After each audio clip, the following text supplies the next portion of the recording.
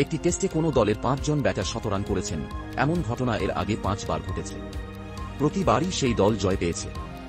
ভারতের এবারের 5 ব্যাটারের শতরান টেস্টের ইতিহাসে ষষ্ঠ ঘটনা। কিন্তু জিততে পারলেন না শুভমনেরা।